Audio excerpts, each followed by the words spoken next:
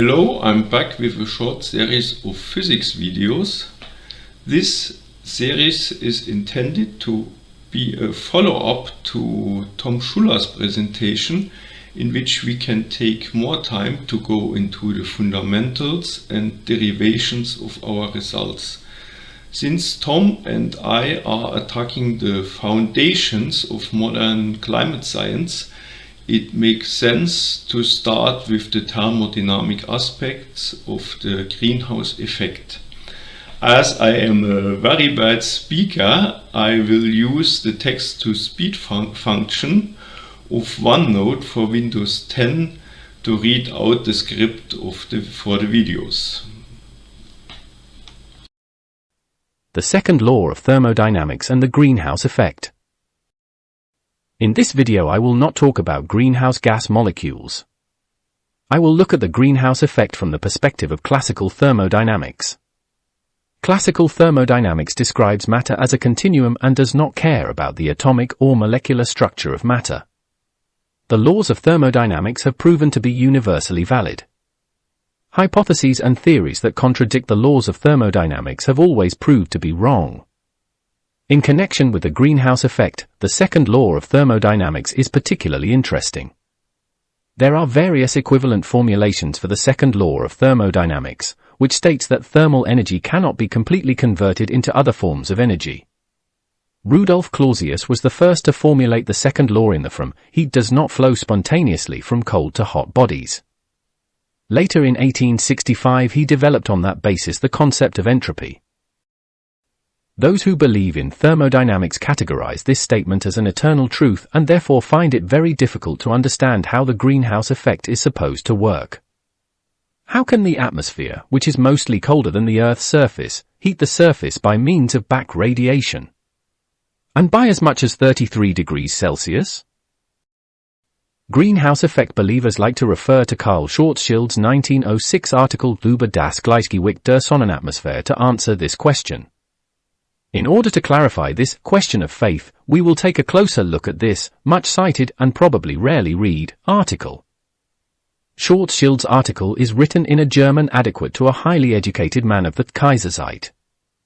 Since machine translations struggle with such texts, I posted a manual translation of the text on my Substack page. Without going into the details of his calculations, we will look at how Schwarzschild comes to the conclusion that the sun's atmosphere not only radiates outwards into space, but that a significant proportion of radiation is also directed inwards towards the base of the sun's atmosphere. Such inward or downward back radiation can also be measured at the bottom of the Earth's atmosphere. This observation is taken as a reason to postulate a similar radiation equilibrium in the Earth's atmosphere. The greenhouse effect is said to be the result of that back radiation. The starting point for Schwarzschild's article is the observation that the brightness of the visible solar disk is not evenly distributed. The brightness decreases towards the edge. The diagram shows the observed brightness distribution as a blue line. Schwarzschild compares two conceivable mechanisms of heat transport through the solar atmosphere in order to determine the cause of this brightness distribution. Heat transport through radiative transfer, which requires a radiative equilibrium in the solar atmosphere. And heat transport by convection with an adiabatic equilibrium in the solar atmosphere. He calculates how the brightness distribution on the solar disk should be for these two cases. Because his results for the radiative equilibrium, orange line in the diagram, he matched the observed brightness distribution, blue line, better than his results for the adiabatic equilibrium, gray line, he assumes that a radiative equilibrium prevails in the solar atmosphere. We will disregard his description of the adiabatic equilibrium here and restrict ourselves to his description of the radiative equilibrium. Kirchhoff's law of radiation plays a central role in Schwarzschild's model. Kirchhoff's law of radiation describes the relationship between absorption and emission of a real body in thermal equilibrium. It states that radiation absorption and emission correspond to each other for a given wavelength. A body that absorbs well also radiates well. This can be visualized as follows. We consider a body 2 that is located in a cavity of another body 1. Vacuum prevails in the intermediate space. If both bodies have the same temperature, the radiant power absorbed by body 2 must be the same as the radiant power emitted by it, because otherwise the temperature of body 2 would change. This means that in thermal equilibrium, Kirchhoff's law of radiation represents a kind of radiation energy conservation law for body 2. Back to Schwarzschild's model, the layout of Schwarzschild's radiative transfer model of the solar atmosphere is quite simple. An unknown heat source in the core of the Sun generates heat. A possible liquid outer core transports this heat by convection to the bottom of the solar atmosphere. The heat is then transported outwards into space solely by radiative transfer. He does not go any further into the properties of the Sun's core. He only assumes that the core heats the solar atmosphere evenly at its boundary surface. It is very important that this heating occurs so evenly that convection currents do not form in the solar atmosphere. In Schwarzschild's model, the solar atmosphere is assumed to have the following properties. The solar atmosphere is stably stratified, without convection. This means that temperature and density increase continuously from the top of the atmosphere to the ground in such a way that the vertical profile of temperature, temp, is smaller than the adiabatic vertical profile. Each layer of the Sun's atmosphere absorbs and emits radiation without loss. The energy flow, which flows from an unknown source inside the Sun through the solar atmosphere into the outer space, is in a steady state. This requires a homogeneous temperature distribution in the solar atmosphere. The state variables, pressure, temperature, density, transparency, etc., change continuously from the outside to the bottom of the solar atmosphere. Scattering and diffraction of radiation in the solar atmosphere are neglected. The absorption of radiation in the solar atmosphere is independent of the wavelength. The decreasing gravity with increasing altitude is neglected. The spherical propagation of the radiation is not taken into account. In short, if we disregard his assumptions, which are intended to facilitate the calculation, most of these assumptions serve to construct an atmosphere without convection. Schwarzschild divides the solar atmosphere defined by these assumptions into concentric, infinitesimally thin layers of thickness dH. These layers are so thin that there is practically no temperature difference between them. This ensures that Kirchhoff's law of radiation can be applied to the exchange of radiation between neighboring layers. Each thin layer can thus absorb radiation and re-emit it without loss. He now looks at the radiation balance of one of these layers, which is located in the depth h of the solar atmosphere. As he designed the solar atmosphere in such a way that Kirchhoff's law of radiation applies between the thin layers, the absorptivity of the layer is just as large as the emissivity of the layer. He uses the formula symbol for both. Accordingly, the radiation traveling outwards -A after passing through the layer becomes -A times A times dH plus E times A times dH. For the radiation B traveling inwards, this results accordingly. B minus B times A times dH plus E times A times dH. For the change in the radiation B traveling inwards as it passes through the layer, this differential results. dB over dH equals A times E minus B. The same applies to outward radiation -A. dA over dH equals -A times E minus A. He replaces the depth of the atmosphere h with the optical mass m of the atmosphere lying above the depth h. He solves the above differential equations by integration and obtains, among other things, B for the radiation traveling inwards. B equals ½ A0 times m. A0 equals radiation emitted at the outer boundary of the atmosphere and m equals optical mass of the atmosphere above the depth h. This means that in Schwarzschild's model the back radiation B is a function of the optical mass of the entire atmosphere above the observation point. Since a downwelling radiation is also measurable on the ground of Earth's atmosphere, modern climate science assumes that Schwarzschild's radiation transfer model is also applicable to our atmosphere. Now let's take a look at the applicability of Schwarzschild's model to the Earth's atmosphere. It is striking that Schwarzschild has practically constructed his model around Kirchhoff's law of radiation. He has to make a number of not particularly plausible assumptions in order to create a local thermal equilibrium between the layers of his solar atmosphere. As mentioned before, most of these assumptions serve to prevent convection in his model. This is of critical importance, because as soon as convection comes into play, the condition of local thermal equilibrium is no longer fulfilled. The vertical convection currents and the associated turbulence destroy Schwarzschild's homogeneous stratification of the atmosphere. Large local temperature jumps occur. Kirchhoff's law of radiation is therefore no longer applicable. To summarize and formulate this somewhat more abstractly, in order to create the conditions for pure radiation transport through the solar atmosphere, Schwarzschild must construct an atmosphere with a very high degree of order.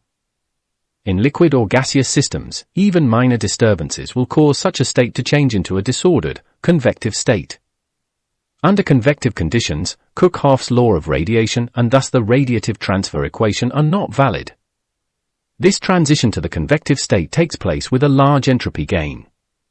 It is therefore spontaneous and irreversible.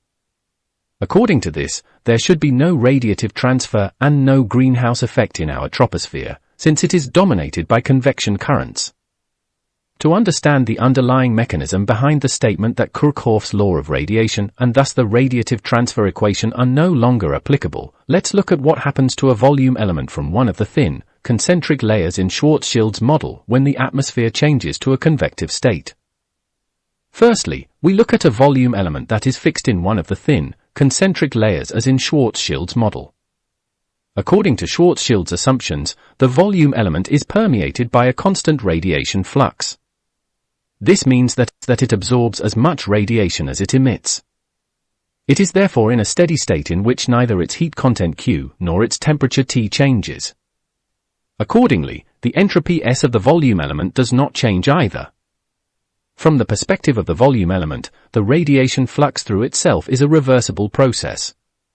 The radiation flux does not change the volume element.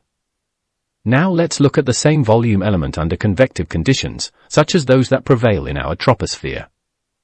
The volume element absorbs radiation and converts the radiation energy into heat. Before it can convert the heat back into radiation, it is caught by a convection current and lifted. This causes it to move into areas with lower ambient pressure. It expands and performs volume work in the process. It draws the energy for this volume work from its heat content and therefore cools down. The amount of heat that the volume element has converted into volume work can no longer be converted back into radiation. The conservation of radiation energy is therefore no longer given. Kirchhoff's law of radiation can no longer be applied to the volume element. The entropy of the volume element increases. The process is irreversible.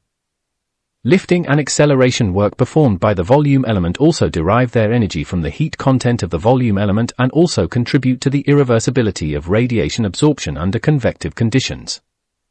Also, global circulations affect these processes, but that will be discussed in another video. At this point, I would like to point out that radiation absorption and emission are irreversible processes in themselves. The re-emission of radiation from an excited molecule occurs randomly in any direction. This means that the information about the direction of the previously absorbed radiation is lost. During emission, the emitted photon transfers part of its momentum to the emitting molecule. Its energy, and therefore also its frequency, are therefore different from that of the previously absorbed photon. Schwarzschild also excludes these effects through his choice of boundary conditions, steady-state radiation flux, frequency independence of absorptivity and emissivity. In one of my previous videos I made fun about the fact that the 33°C greenhouse effect is calculated by assuming that the solar irradiance is homogeneously distributed over the Earth's surface with 240 watt per square meter. Now, with a deeper understanding of Schwarzschild's model, we get an idea about the origin of this rather strange assumption. In Schwarzschild's radiation transfer model, the base of the solar atmosphere is heated internally and homogeneously by the solar core.